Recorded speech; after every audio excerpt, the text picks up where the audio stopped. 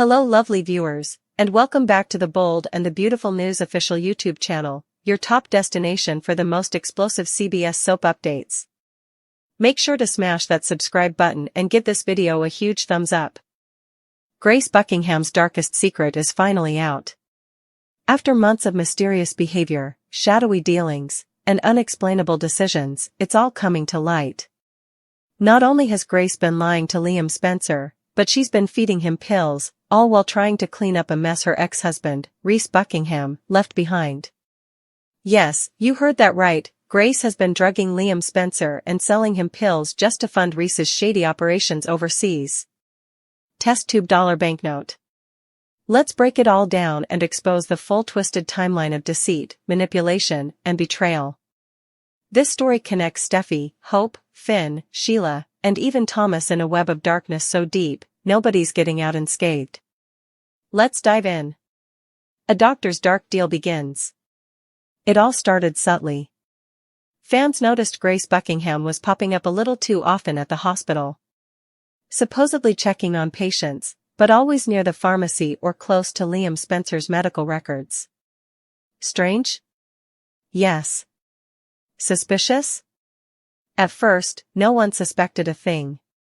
But behind the scenes, Grace wasn't acting out of concern for her patients, she was acting out of desperation. Because Reese Buckingham, her disgraced ex, was in trouble again. Deep trouble.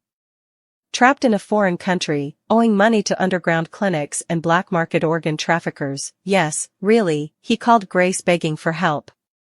His freedom, and maybe his life, depended on it. But how was Grace going to raise that kind of money fast? Answer: prescription pills. The target, Liam Spencer. Liam was vulnerable. Struggling with chronic headaches and PTSD-like symptoms from his accident months earlier, he began seeking help, but Grace made sure the help he got was the wrong kind. Instead of healing, she gave him medication that worsened his condition, making him more emotionally dependent on her expertise. She faked test results. She told Hope that Liam's erratic moods were part of his treatment. Meanwhile, she was upping his dosage weekly and billing the medication to a shadow clinic, selling half the pills for cash on the black market and sending it straight to Reese. Liam began acting strangely. Confused. Jealous. Erratic. He lashed out at Finn for no reason. He told Steffi he didn't remember conversations they had. Hope caught him wandering the halls of Forrester at night, sweating and muttering. And all the while, Grace kept lying to his face. It's a side effect of the neurological recalibration. She made it sound so clinical. But behind closed doors, she was medicating him into submission. Hope finds the first clue. The turning point? Hope Logan discovered a bottle of pills Liam had dropped. She noticed the label had been altered with whiteout. And when she confronted Liam, he got agitated, too agitated. That's when Hope knew something was wrong. Really wrong.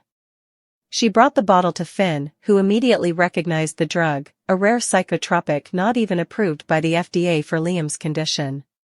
Finn's face went pale. This could make him worse, he told Hope. Much worse. They ran a quiet investigation.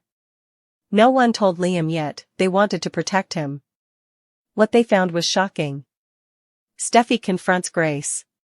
Enter Steffi Forrester, who had already been suspicious of Grace's meddling since she saw her at the hospital the same night Luna Nozawa's overdose was reported. She put the pieces together: if Grace was connected to that incident, she might be behind Liam's too. So Steffi took action. She went straight to Grace's office with Brooke Logan and Finn at her side. Tell us what you gave Liam, she demanded. Grace tried to deny it. Then she tried to cry. But Brooke wasn't buying it. You're just like your ex-husband, willing to destroy lives to save your own. When Finn pulled out the lab results showing the exact pill batch numbers traced back to Grace's prescription pad, Grace finally cracked. The shocking confession. Grace broke down and admitted it: she'd been using Liam. She needed the money. Reese was going to die if she didn't get him out. She never meant to hurt Liam, she claimed. But Steffi didn't care. "You took advantage of a vulnerable man," she spat. "You could have killed him. And for what? A criminal ex who faked a baby's death?" Liam wakes up to the betrayal. Once Liam was safely detoxed, Hope told him everything. The look on his face was heartbreaking. He'd trusted Grace. He believed she was trying to help. He didn't even know how bad it had gotten. "I don't even know who I am anymore," Liam said, breaking down in Hope's arms. But Hope, ever the fighter, promised him, "We'll get through this. We'll expose everything." Grace arrested, Reese calls from jail. In a final twist, Reese was arrested just days later after someone tipped off Interpol, and rumor has it that someone was Grace herself, trying to reduce her own sentence. She's now in county jail awaiting trial, while her medical license is suspended. Ridge and Steffi have vowed to make sure she never works in LA again. The Bold and the Beautiful spoilers reveal that Bill Spencer seems poised to break down at Liam Spencer's sanitarium bedside and condemn himself after Luna Nozawa injures his son. During the week of July 7th to 11th, there'll be 3 characters who take a pellet, and it looks like Liam will be one of them. Liam may get shot guarding Steffi Forrester and end up demanding a life-saving surgery as a result. Once Bill gets updates on what happened, he'll be frightened. You can go that Bill will hold himself responsible for Liam's injuries since he's the bone. Who got Luna pardoned? B&B spoilers also point to a tough consummation about Liam, so Bill may discover the inoperable brain excrescence news on top of everything differently. That could really open the emotional levees as Bill tries to reuse all this. In the July 11th occasion, Bill will admit that everyone has a right to be mealy with him. Since Bill will be just as mealy with himself for helping Luna score her freedom, he'll understand all the fury he's covering. That said, Bill will make it clear that he only cares about one thing in this moment. All that'll matter is seeing Liam, so Bill should ultimately be granted a visit once Liam's recovering from his exigency surgery. We know Bill has some violent scenes coming over, so he'll likely break down at Liam's sanitarium bedside. Bill may turn on the waterworks and express his deep guilt for unleashing Luna on the people he loves. However, Bill may supplicate his son to come back to him, if Liam is in a coma for a bit. Indeed, if Bill doesn't suppose they've important time left because of the excrescence, he may push Liam to wake up and fight for further time as a family. Of course, there could be a curveball ahead since Grace Buckingham suddenly has someone hounding her over the phone. Grace is way too determined to get Liam into treatment, so commodity differently has to be going on then. There was some talk about Dr. Reese Buckingham's gambling dependence and Grace's attempt to move on from her ex-husband, but she may still be caught up in some of his drama. Liam's hospitalization could lead to some secrets coming out regarding Grace, the capsules she's giving him and any deceiving results she's presented regarding the excrescence. In the meantime, the Bold and the Beautiful spoilers say Bill may let his feelings pour out by Liam's bedside, so don't miss the sincere scenes ahead. At Art Academy, Luna suggested to Hayes that they make his mama an origami gift that she would no way forget. Luna tutored the entire class how to make fortune tellers. She told Hayes they were going to put dispatches inside for his mama. When class was over, Ms. Dillon asked Luna to stay to meet the parents, but she said she had an appointment. Still, she did make sure to say a special farewell to Hayes, which Ms. Dillon did not find to be unusual at all. Hayes assured Ms. Sunshine that he'd show the fortune teller to Steffi. Steffi asked Taylor if she had a date in mind for her rearmost marriage to Ridge, but was dissatisfied when her mama said she would suppose about it when effects were a little lower. Crazy with Luna. Perhaps having a marriage in the middle of all this craziness is exactly what our family needs, Steffi said. Taylor wanted to see the kiddies, so Steffi rattled off their list of conditioning, noting it was good that Kelly and Hayes could have a normal routine. It surely keeps me stable, knowing that the kiddies are safe and having fun, Steffi smiled. That is how it should be, kiddies being kiddies. Nowhere near the troubles of Luna. When Hayes returned home, he told Steffi each about the present that Miss Sunshine helped him make. Steffi did not indeed know a Miss Sunshine was. Hayes gave Steffi the fortune teller. He told Steffi he did the folding, but Miss Sunshine wrote the fortunes. Taylor allowed. It was unusual that the fortunes were delineations and not words.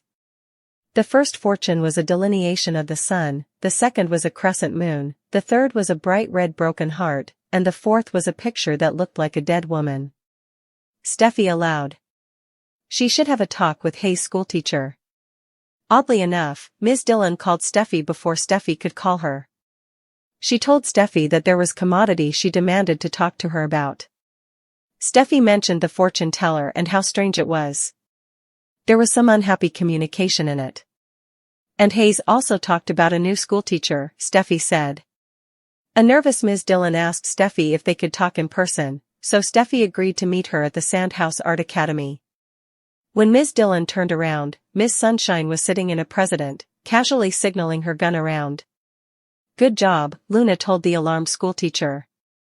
At Il Giardino, Remy showed Sheila the origami fortune teller that Luna had made for him. Remy could not understand why Luna had just faded. Sheila told him that Luna has had a lot on her mind. Yeah, I know. That is exactly why I am upset. And you easily are, too, Remy said. Remy let Sheila know that Luna told him her entire crazy family story. Sheila claimed it was unusual, but not crazy. Your son no way knew that you were his birth mama. His son no way knew him. A son he'd with his consanguineous aunt. Yeah, I am sticking with crazy, Remy said. Sheila claimed that they loved one another, despite the unique family dynamic. Remy wondered where the love was since Luna was so hopeless for her pater's love, but his woman will not allow it. Sheila defended Steffi, saying she had been through a lot. I'd love to have a normal relationship with my son-in-law, but I understand why that wouldn't be so easy for her, Sheila remarked. When Sheila told Remy that Luna had locked Steffi in a pen, Remy understood Steffi a bit more. Still, Sheila allowed. That Steffi did not understand what it was like to be emotionally abandoned by her parents, so she did not know what Luna was going through. She also told a shocked Remy that Luna was leaving Los Angeles. However, it would do so much good for me, but I suppose the change in decor is going to be good for her, if she were staying then. She also asked Remy why he was concerned about Luna. Remy hemmed and hawed a bit, but Sheila eventually got him to tell her that he'd run into Luna at the firing range. Sheila was incontinently scarified to know that Luna had a gun, although Remy told Sheila that Luna was not a veritably good shot. She flashed back Luna telling her, "At least I am going out with a bang." Remy didn't tell Sheila that Luna was using a picture of Steffi for target practice, but Sheila was still relatively concerned. The first shot fired, Liam protects Steffi. It all began at the beach house. Steffi Forrester was finally enjoying a sliver of peace when Hayes excitedly presented her with an origami fortune teller, a sweet art project from Ms. Sunshine. But what should have been a cute mother-son moment quickly spiraled into chilling terror. The fortune teller contained cryptic images, a dead woman, a broken heart, a crescent moon, and a sun. Taylor was immediately alarmed. And just as Steffi reached for her phone to confront the school, the call came in from Ms. Dillon, Hayes' art teacher, begging to meet in person. She sounded scared. Panicked. And Steffi agreed, unaware that she was walking into the lair of a deranged Luna Nozawa, who had been hiding in plain sight. Meanwhile, Luna, or Miss Sunshine, sat calmly in the classroom, her hand caressing a cold, steel weapon, waiting. What happened next was pure chaos. Steffi arrived. Ms. Dillon tried to warn her. But Luna was already locked and loaded. A confrontation erupted. Liam, following Steffi after sensing something was off, burst in, just in time to take a bullet that was never meant for him. Blood. Screams. A stunned Steffi holding Liam in her arms. And that was just Monday. Bill Spencer's breakdown, "I did this." When Bill Spencer got the call that Liam was in emergency surgery, he dropped the phone. His knees gave out. The king of Spencer Publications, the man who feared nothing, was reduced to a sobbing shell of a father outside the ER doors. But the guilt didn't just stem from his son's life hanging by a thread, it came from the root of the chaos. He had helped Luna get her legal record expunged. He had convinced the governor's office she was reformed. That she deserved a second chance. And now, that decision might have cost him his son. In the most devastating performance of the week, Bill breaks down beside Liam's hospital bed. Tears stream down his face as he begs Liam to wake up. Please, son. You can be angry at me. Hate me. Punch me.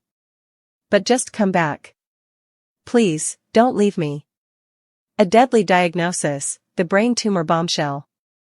As if Liam's shooting wasn't devastating enough, the doctors make a terrifying discovery during his surgery. The tumor is still growing, and worse, it may be inoperable. Grace Buckingham had claimed to be on top of Liam's treatment. She had insisted her protocol was working. But something didn't add up. Brooke and Ridge begin asking questions. So does Bill. And suddenly, a shady past comes into view. Grace has been purchasing black market medication with Reese Buckingham's gambling connections, and the experimental pills she gave Liam may have exacerbated the tumor. What was Grace hiding? And why did Liam only start suffering severe symptoms after she entered the picture? Shots 2 and 3, who else takes a bullet? Luna wasn't done. In the Tuesday and Wednesday episodes, the violence spills beyond the art school. Victim number 2, Ms. Dillon, trying to protect her students, she lunges at Luna and is shot in the shoulder. She survives, but the trauma rocks the entire school system. Victim number 3, an unexpected twist, Sheila Carter steps in after learning Luna was spotted with a gun. When she tracks her granddaughter down at a nearby beach access road, a tense confrontation unfolds. Luna is hysterical, waving her weapon wildly. Sheila steps forward, calmly trying to talk her down. But just as it seems Luna might surrender, the gun goes off. And Sheila takes the third bullet of the week, in the abdomen. Grief, guilt, and confessions. Thursday's episode brings the emotional fallout. Remy confesses to Sheila that he saw Luna practicing at the shooting range, with a photo of Steffi as her target. Taylor blames herself for not recognizing Luna's descent into madness. Hope visits Liam in the ICU and finally reads the farewell letter he wrote her, his dying wish, "Don't let my daughter forget me." Steffi breaks down in front of Ridge, confessing she fears Liam won't wake up, and if he does, he may never be the same. Bill, devastated and raw, publicly admits that he was wrong to ever believe Luna was stable. He turns himself in to the authorities, believing he aided in the tragedy by pulling strings for Luna's freedom. The origami of doom. Meanwhile, the origami fortune teller becomes a central piece of evidence. Forensic experts analyze it, revealing coded messages embedded in the drawings, likely Luna's disturbing way of predicting the chaos she was about to unleash. Hayes, confused and scared, asks his mom why Miss Sunshine isn't coming back. Steffi fights back tears, holding him close. The beach house bloodbath, flashbacks and twists. In a series of flashbacks during the Friday episode, we learn Luna had been spiraling for weeks, feeling isolated, unloved, and bitter over her fractured family. Her visit to the shooting range was part of a revenge plan to get rid of the ones keeping her from happiness. Grace knew Luna was unstable, but hid the truth to protect her medical career. Sheila's bullet wound may not be fatal, but it forces Finn to reevaluate his mother's role. She took a bullet to protect Luna, or Steffi. Maybe both. The aftershocks begin. Liam remains in a coma. Hope and Steffi find themselves bonding in the hospital waiting room. Ridge blames Bill. Brooke defends him. Grace is confronted by Ridge, Finn, and Bill, and forced to admit the pills she gave Liam were untested. Sheila survives surgery and wakes up calling for Finn. Luna is apprehended, but not before she whispers to Bill, "You set me free. Now I've set you free too." The promo for next week, even more death? 5,000 words. CBS drops a shocking promo, one man's final breath. One woman's ultimate betrayal. And one baby's secret that could destroy everything. Speculation explodes. Will Liam wake up? Is Steffi pregnant? Did Luna switch the test results before the tumor surgery? Fan theories, commentary and what comes next. 22,000 words. Our closing mega section takes a deep dive into the hottest fan theories, interviews with cast members, behind-the-scenes speculation, and what's ahead for Sheila and Finn's relationship, Bill's redemption arc, Luna's criminal future, and the heartbreaking goodbye we may soon see between Liam and his loved ones.